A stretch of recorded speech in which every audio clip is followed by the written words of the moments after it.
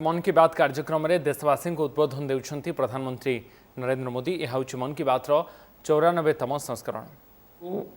एक special Diwali gift है।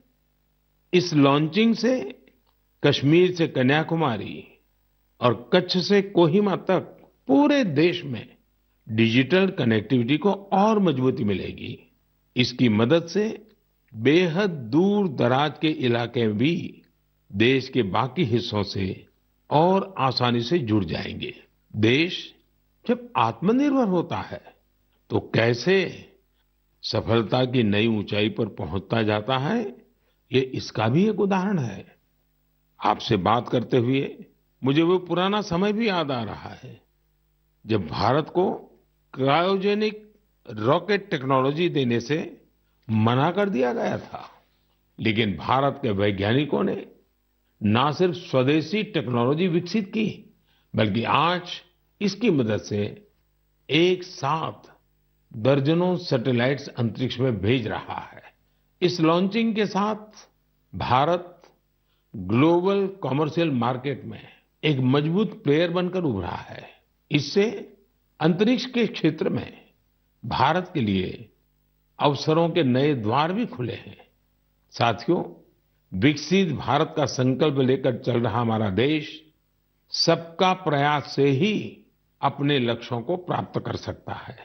भारत में पहले स्पेस सेक्टर सरकारी व्यवस्थाओं के दायरे में ही सिमटा हुआ था। जब ये स्पेस सेक्टर भारत के युवाओं के लिए, भारत के प्राइवेट सेक्टर के लिए खोल दिया गया, तब से इसमें क्रांतिकारी परिवर्तन आने लगे हैं।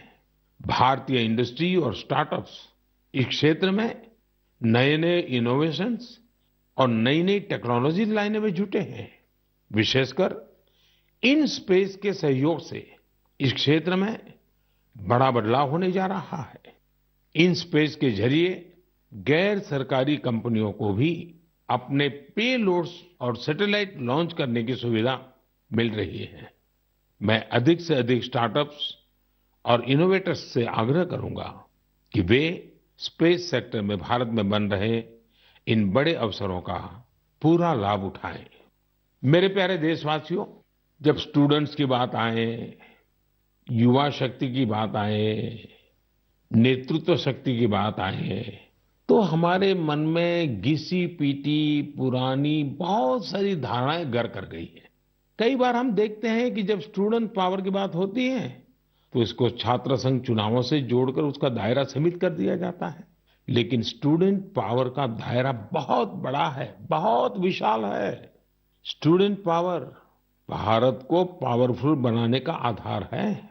आखिर आज जो युवा है वही तो भारत को 2047 तक लेकर जाएंगे। जब भारत शताब्दी मनाएगा, युवाओं की ये शक्ति, उनकी मेहनत, उनका पसीना, उनकी प्रतिभा भारत को उस ऊंचाई पर लेकर जाएगी जिसका संकल्प देश आज ले रहा है। हमारे आज के युवा जिस तरह देश के लिए काम कर रहे हैं, नेशन बिल्डिंग में जुट गए हैं, वो देखकर मैं बहुत भरोसे से भरा हुआ हूं। जिस तरह हमारे युवा हैकेथॉन्स में प्रॉब्लम सॉल्व करते हैं, रात रात भर जागकर घंटों काम करते हैं, वो बहुत ही प्रेरणा देने वाला है। बीते वर्षों में हुए हैकाथॉन्स ने देश के लाखों युवाओं ने मिलकर बहुत सारे चैलेंजेस को निपटाया है, देश को नए सॉल्यूशंस दिए हैं। साथियों, आपको याद होगा मैंने लाल किले से जय अनुसंधान का आह्वान किया था। मैंने इस दशक को भारत का टेकेड बनाने की बात भी कही थी। मुझे ये देखकर बहुत अच्छा लगा, इसकी कमान हमारी आईआईटीज के स्टूडेंट्स ने भी संभाल ली है। इसी महीने 14-15 अक्टूबर को सभी 23 आईआईटीज अपने इनोवेशंस और रिसर्च प्रोजेक्ट को प्रदर्शित करने के लिए पहली बार एक मंच पर आए।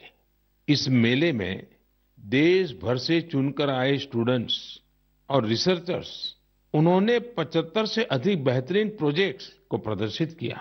Health care, agriculture, robotics, semiconductors, 5G communications, ऐसी ढेर सारी थीम्स पर ये प्रोजेक्ट बनाए गए थे। वैसे तो ये सारे ही प्रोजेक्ट एक से बढ़कर एक थे, लेकिन मैं कुछ प्रोजेक्ट्स के बारे में आपका ध्यान आकर्षित करना चाहता हूं। जैसे IIT भुवनेश्वर की एक टीम ने नवजात शिशुओं के लिए पोर्टेबल वेंटिलेटर विकसित किया है। ये बैटरी से चलता है और इसका उपयोग दूर दराज के क्षेत्रों में आसानी से किया जा सकता है। ये उन बच्चों का जीवन बचाने में बहुत मददगार साबित हो सकता है जिनका जन्म तय समय से पहले हो जाता है। इलेक्ट्रिक मोबिलिटी हो, ड्रोन टेक्नोलॉजी हो, 5G हो, हमारे बहुत सारे छात्र इनसे जुड़ी नई टेक्नोलॉजी विकसित करने में जुटे हैं। कई सारी IITs मिलकर एक बहुभाषक प्रोजेक्ट पर भी काम कर रही है, जो स्थानीय भाषाओं को सीखने के तरीके को आसान बनाता है। ये प्रोजेक्ट नई राष्ट्रीय शिक्षा नीति को, उन लक्ष्यों को प्राप्ति में भी बहुत मदद करेगा। आपको ये जानकर भी अच्छा लगेगा